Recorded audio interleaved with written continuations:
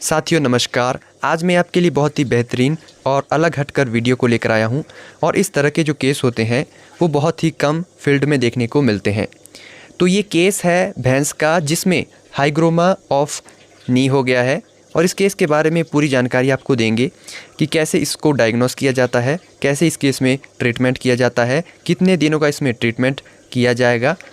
तो इसके बारे में पूरी जानकारी आपको इस वीडियो में दी जाएगी।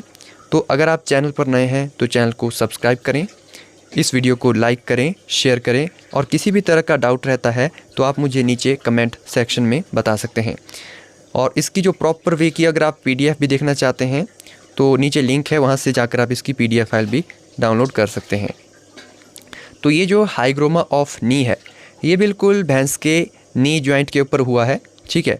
यानी कि घुटने के जो जॉइंट होते हैं, जोड़ होते हैं, जो नी जॉइंट होता है बिल्कुल उसके ऊपर ये देखने को मिलता है। और इस तरह के जो केस होते हैं वो बहुत ही कम हमें फील्ड में देखने को मिलते हैं। इस तरह का जो केस है वो अगर आपको फील्ड में मिलता है तो आपको क्या करना चाहिए। सबसे पहले हम बात करते हैं कि ये जो हाइग्रोमा ऑफ नी का केस होता है, जैसे जहाँ पर आप पशुओं को बांधे रखते हैं वहाँ की जो जगह होती है वो बहुत ज़्यादा हार्ड होती है, ठीक है। कई बार जो आपने फर्श डाल के रखा होता है वो हार्ड होता है, ठीक है। जो सरफेस होता है वो सही तरह से नहीं हो पाता है और जब वहाँ पर पशु आपका उठता है, बैठता है तो वहाँ पर जो नी जॉइंट होता है उसमें आपने देखा होगा कि बहुत बार उस एरिया के जो बाल होते हैं, जो स्किन का हेयर होता है नी जॉइंट का, वहाँ पर जो हेयर है वो भी कम हो जाते हैं, यानी कि वो घिस जाते हैं, ठीक है। जिस वजह से यहाँ पे क्या होता है कि जब भी आपका पशु बार बार उठता बैठता है और हार्ड सरफेस होने की वजह से वहाँ पर जो ब्लड सप्लाई है, जो खून की सप्लाई होती है वो बंद हो जाती है, ठीक है। और पशुपालक भाई को इसका अंदाज़ा नहीं हो पाता है। फिर क्या होता है, धीरे धीरे वहाँ पर जब ब्लड सप्लाई बंद हो जाती है तो वहाँ पर एब्सेस बनना शुरू हो जाती है, इन्फ्लामेशन, स्वेलिंग आना शुरू हो जाती है और ये जो प्रक्रिया है ये धीरे धीरे होती रहती है और पशुपालक भाई को इसका कोई भी अंदाज़ा नहीं होता है।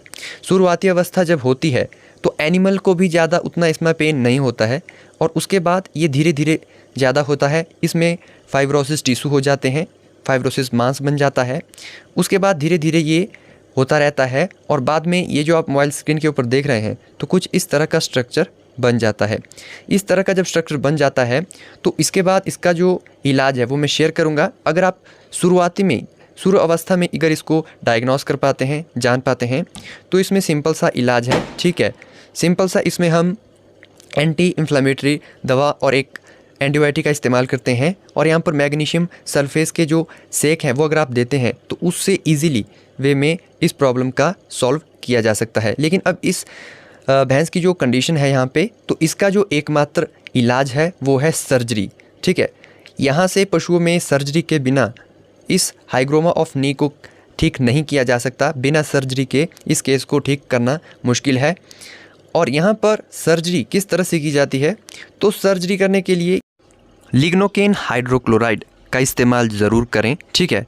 लोकल एनेस्थेसिया देना बहुत ही ज़्यादा यहाँ पे ज़रूरी हो जाता है। यहाँ पर सबसे पहले साइट को अच्छी तरह से क्लीन करना पड़ेगा, ठीक है।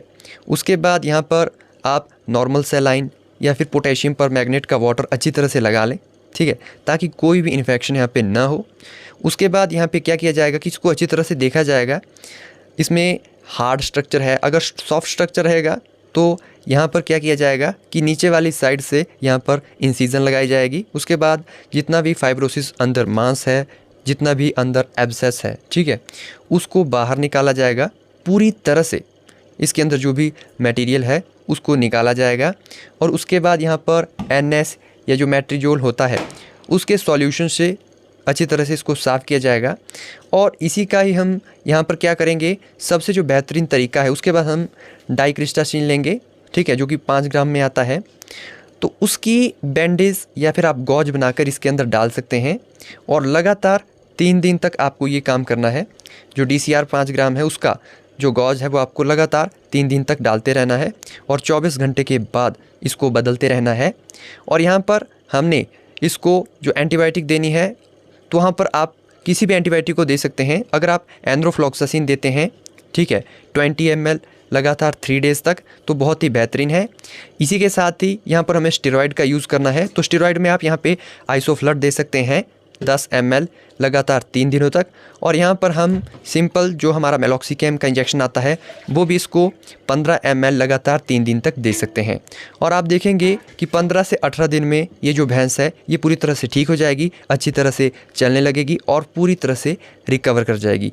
वीडियो इन्फॉर्मेटिव लगी हो तो वीडियो को लाइक, शेयर और सब्सक्राइब करें। धन्यवाद।